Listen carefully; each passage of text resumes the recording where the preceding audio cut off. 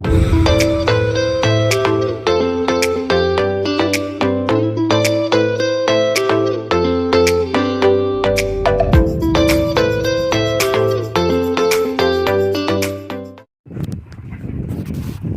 किसान भाइयों, Khandesh goat farm ये अपने YouTube चैनल पर सभी किसान भाइयों का स्वागत है। इस वीडियो में हम लोग देखेंगे कि जब भी किसान भाई नया फार्म शुरू करना चाहता है तो बहुत सारे फार्म्स को विज़िट करता है, जाके देखता है, या फिर किसान भाई कभी फार्म शुरू करने के बाद में या शुरू करने के लिए कुछ जानवर ख़रीदना चाहता है, बकरी ख़रीदना होता है शुरुआत में, तो किसान सोच में पड़ जाता है कि भाई कहाँ से ख़रीदूँ, मैं मार्केट से ले लूँ या किसी किसान के फार्म से ले लूँ या कोई ट्रेडर से ले लूँ। तो बहुत सारे किसान भाई ये सोचते हैं कि भाई जो किसान खुद फार्म चला रहा है, ऐसे किसान भाई से हम लोग अगर जानवर ख़रीदते हैं तो हमें उसके नॉलेज का, उसके अनुभव का भी फ़ायदा होगा, साथ ही साथ में हमको एक प्रॉपर जानवर भी मिलेंगे जो कि उसने पाले हैं, उसके फार्म पर जन्म लेके बड़े हुए हैं। क्योंकि ट्रेडर के फार्म से अगर हम लोग कोई जानवर खरीदते तो ना ट्रेडर को उसकी हिस्ट्री पता होती है और ना ही ट्रेडर को ज़्यादातर बच्चे संभालने के, प्रेग्नेंट गोट्स को संभालने के या चारे के मैनेजमेंट का कोई ज़्यादातर अनुभव होता है। पर हम लोग कैसे समझ लें कि भाई हम लोग किसी फार्म को विज़िट कर रहे हैं या किसी जगह पे जाके हम लोग जानवर देख रहे हैं तो सच में कोई किसान के हैं या एक ट्रेडर का ही वो यूनिट है। तो इसमें हम लोगों को कैसे समझ में आएगा, ये इस फार्म वीडियो के अंदर हम लोग यहाँ पर देखेंगे। तो जब भी हम लोग कहीं विजिट करने जाएंगे तो हम लोग फार्म को कैसे देखें और कैसे समझें, इसके लिए कुछ बातें। तो सबसे पहली वाली जो बात है कि भाई जहाँ पर भी हम लोग फार्म पे जाए, जहाँ पर 10 जानवर है, 20 है, 50 है, 100 है, 200 है, कितने भी बकरियाँ उनके फार्म पे है, वो बातें मायने नहीं रखती। पर सबसे ज़रूरी बात अगर है कि जो सालों साल किसान भाई ने अगर उस फार्म को चलाया है, सभी जानवरों को उसने बहुत प्यार से पाला हुआ है, तो उसके पास में जो जानवर होंगे ये सबसे बड़ी बात रहेगी कि ये छोटे बड़े आकार के होंगे। कुछ बड़े जानवर होंगे जिनकी उम्र 5, 6, 7 या बूढ़े जानवर हो सकते हैं। साथ ही साथ में कुछ भाई अभी जवान जानवर हैं, कुछ बच्चे हैं और कुछ तो इतने छोटे बच्चे जो सिर्फ दूध पी रहे। तो इस तरह से फार्म पे छोटे बड़े जानवर होना चाहिए। जैसे देख रहे हैं सामने जो बड़ी बकरियां खड़ी हुई है, इसमें से तो कुछ बकरियां अभी बूढ़ी हो गई। जो चबा रही है सामने वाली बकरी, इसके तो दांत भी गिरे हुए हैं, इसके दांत टूटे हुए दिख रहे हैं अपने को यहाँ पर। और साथ ही साथ में हमारे पास छोटे जो फीमेल बैठी है यहाँ पर, छोटे बच्चे हैं यहाँ पर। इस तरह से छोटे बड़े जानवर वहाँ पर फार्म पे होने चाहिए। ये कि किसान भाई का फार्म है। क्योंकि देखो ट्रेडर के यहाँ पे मोस्टली ऐसा नहीं होता है।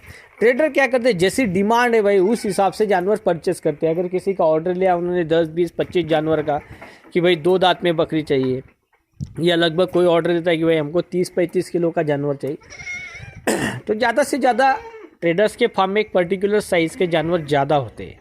ये पहली बात होगी। ट्रेडर्स के फार्म पे यूनिक जानवर ज़्यादा रहेंगे, एक सरी के कमज़ोर जानवर, बीमार जानवर जनरली ट्रेडर्स के फार्म पे नहीं रहेंगे क्योंकि वो लोग उनको रखते ही नहीं। ऐसा जानवर अगर बीमार होता है तो वो लोग उनको हटा देते हैं। पर किसान भाई वैसा नहीं करता है। किसान भाई जानवर को दवा पानी करेगा, वेटरनरी डॉक्टर्स को बुला के उसका प्रॉपर ट्रीटमेंट करेगा, मतलब वो सब चीज़ें करता है। क्योंकि किसान को ये जो बात है वो पॉसिबल ही नहीं कि भाई जानवर बीमार होते किसान बेच दे। क्योंकि जानवर की सेवा करके, उनको दवा पानी करके ही फार्म चलाया जा सकता है और तभी फार्म से प्रॉफिट निकाला जा सकता है। तो ये सबसे बड़ी बात है। दूसरी बात है कि देखो जितने बड़े मैच्योर बकरी है उनके हिसाब से अपने पास बच्चे होने चाहिए, दूध पीते वाले बच्चे। ये छोटे वाले ये बैठे है छोटा बच्चा, वो उधर 2 बच्चे छोटे बैठे हुए हैं।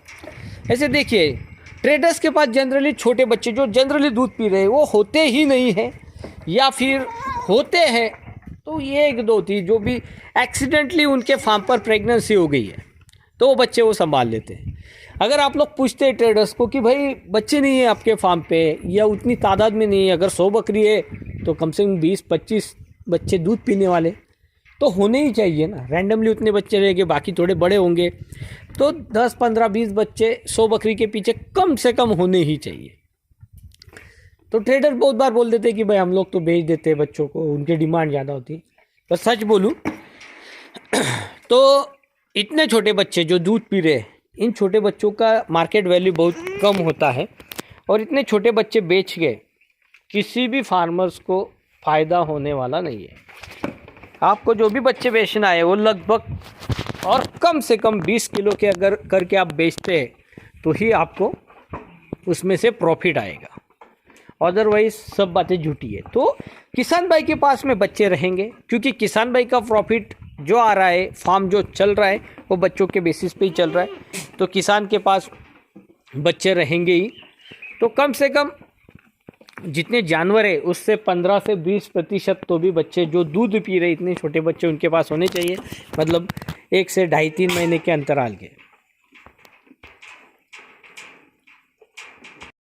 अगला जो पॉइंट है, अगर किसान भाई 150 जानवर संभाल रहा है, सालों साल वो जानवरों को मेंटेन कर रहा है, तो उनका जो गोबर है वो बहुत सारा निकलता है।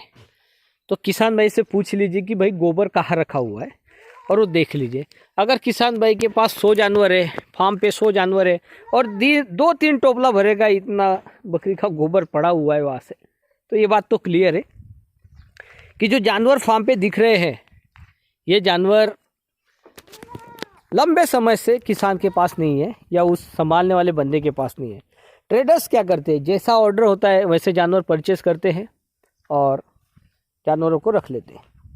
बाद में जैसे ही ऑर्डर कंप्लीट हो जाता है जानवर बेच देते हैं। इसलिए फार्म पे अगर 100 जानवर भी रहेंगे तो फार्म थोड़ी दिनों के लिए, बहुत कम दिनों के लिए वहाँ पर रहेंगे। इसीलिए इन सभी जानवर का जो गोबर निकलेगा वो नहीं। अब देखिए यहाँ पर बहुत बड़ी तादाद में हमारे पास यहाँ पे गोबर पड़ा हुआ है। तो ये तीसरा पॉइंट है, आपको क्लियरली पूछ लेना है कि भाई गोबर का है। बहुत सारे किसान भाई या फार्मर्स ये भी बोल देते हैं कि भाई हमने बेच दिया है तो ठीक है, पर जहाँ पर गोबर रखा हुआ था वहाँ से जब गोबर हटाते हैं तो उसका निशान पड़ जाता है। तो देख लीजिए कितना बड़ा निशान है। अगर फार्मर्स जो फार्म चला रहा है वो बंदा बोल भी देता है कि हमने तो उसको बेच दिया है, हमारे पास अभी है ही नहीं, तो भी वो इतना आसान नहीं उनको एक्सप्लेन कर पाना। ये तीसरा पॉइंट है। चौथा सबसे इम्पोर्टेंट पॉइंट, चारा। अगर फार्म्स मतलब स्टॉल फीड है, घर पे रह रहे जानवर, घूमने नहीं जा रहे, तो उनके पास रोज़मर्रा के हिसाब से लगभग 6 महीने का चारा हरा या सूखा होना चाहिए।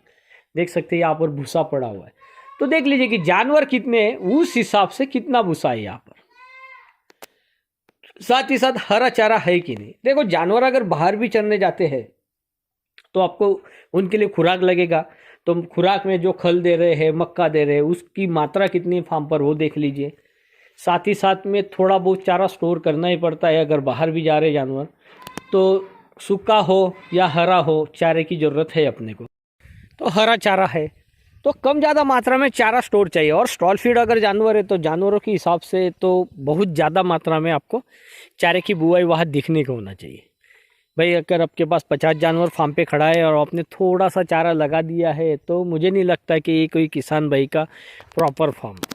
तो ये चार बातें हैं जो आपको ध्यान में रखना है। सबसे पहली बात तो उम्र के हिसाब से, बॉडी वेट के हिसाब से छोटे बड़े जानवर होना चाहिए। दूसरा, जितना मैच्योर फीमेल है, जो बड़ी फीमेल्स है उनके हिसाब से बच्चों की तादाद अच्छी खासी होना चाहिए। तीसरा, बकरी का गोबर बकरी की संख्या के हिसाब से वहाँ पर होना चाहिए।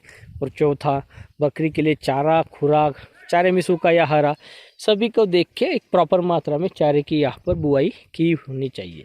इन सभी बातों को जब समझते हम तो हमें समझ में आ जाता है कि ये प्रॉपर किसी फार्म किसान भाई का फार्म है या किसी ट्रेडर भाई का फार्म है। तो इन सभी बातों को देख के थोड़ा खुद का एनालिसिस करके किसान भाई ने आगे चल के बुआई करना ज़रूरी है, और जानवरों को भी खरीदना ज़रूरी है। धन्यवाद।